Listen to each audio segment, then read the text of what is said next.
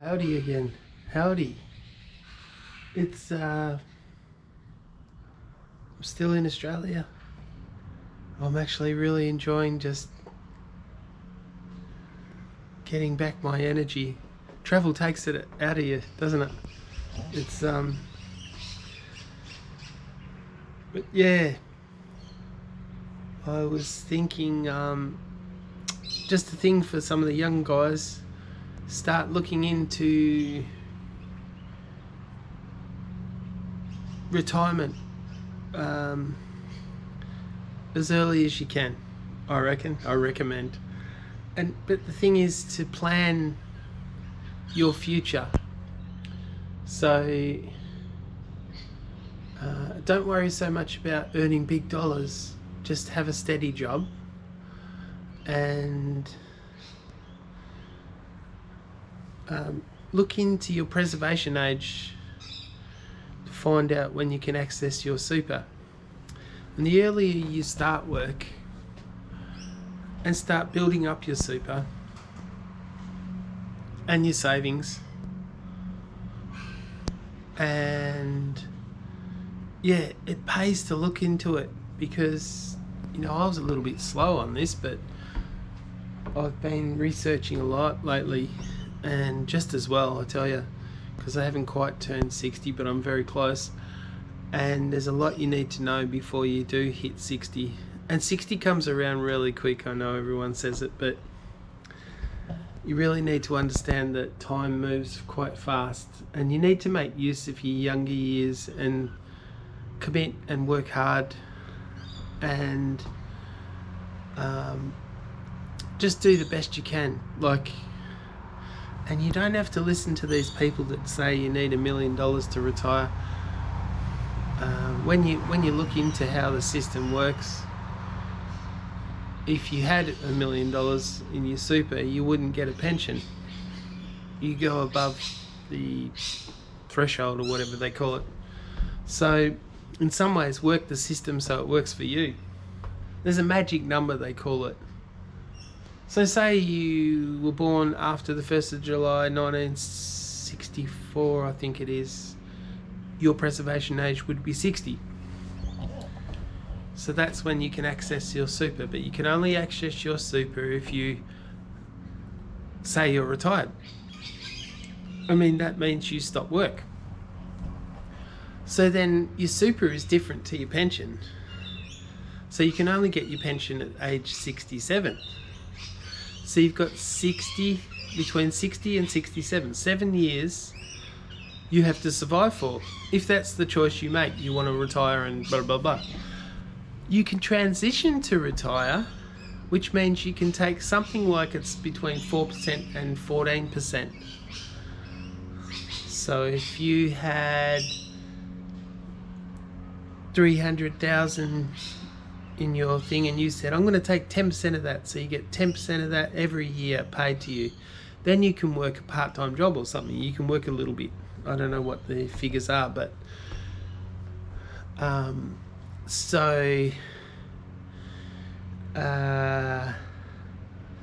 and they do an assets test for the pension when you turn 67.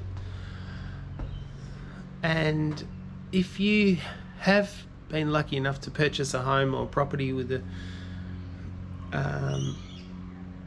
that's not included in the assets test if it's your primary principle of home, where you live. So these are the sorts of things you got to find out. So look into it, because it all makes sense in the end. And so then you can actually plan what you need to retire. So you don't have to listen to people that say you need $1 million. You don't need $1 million. You could retire on 300,000 as your super to get through a 7-year, if you really could live a tight budget. I think they suggest something like 500,000, but it just goes to show it depends on how you want to live. Some people seem to need luxury lives. Some people can live like they're camping. So don't be what's the word, discouraged, or don't feel, oh no, I'll never get to that, like I'll never, it's not, that's not what it's about. It's about how you're prepared to live. Like, and I always sort of say it's a simple life, so yeah, everyone's different. You have to live according to what you've put in. Some people are lucky and some people aren't. Some people inherit a lot of money. Some people are in sport their whole lives. Some people have had government jobs their whole lives. Some people, my super never got paid in my younger days. It wasn't in a government job. Whereas my certain relatives of mine were in government jobs from a younger age. Even though I'd worked a longer period, they got a much higher super. They might have, over $1 million, close to 2 million. You might only have close to 500,000. Like, so don't compare yourself to others. Just live your life and be satisfied with your life. Like, it's a very material world. You don't have to get involved in that. And the people with the big money don't get a pension. They don't get paid a pension. So in some ways you're smart. If you've stayed in the lower category, you will get paid a pension because you're not going to exceed. There's a certain level that you can't exceed. If you do exceed it, you don't get the pension. So don't be discouraged. That's what I'm trying to say. Just do your best, because that's all you can do. And you will succeed in your own way. Like, and you can live a very good life. Like, some people travel and stay in luxury hotels. Some people backpack. And usually the poorer people with the backpacking and actually living the real deal see so much more. They actually experience life so much more. So always feel positive. Don't ever feel negative. And don't ever think that you're, in a lower bracket to them, or I don't know how to say that. But yeah, just be grateful, be happy with what you've got in life. And I tell you what, simple things in life are much better. The lower grade life, like living the real life, you see so much more. You're far more experienced if you know how to survive on, this is the trouble with our politicians. They've never learnt to budget like middle class people do. They can survive on a low wage. They know how to budget. They know how to cook food. They know how to buy food. They don't go to restaurants all the time. They don't. You see, the more you earn, the more you spend.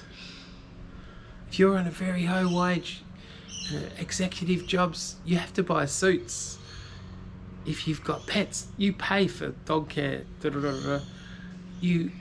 I know that sounds silly. You pay for someone to do your garden. You pay for someone to clean your gutters out. You pay for someone to paint your house. You pay for someone to plaster your house. You pay for plumbing. You pay for all these things. But if you're middle class, you do it all yourself.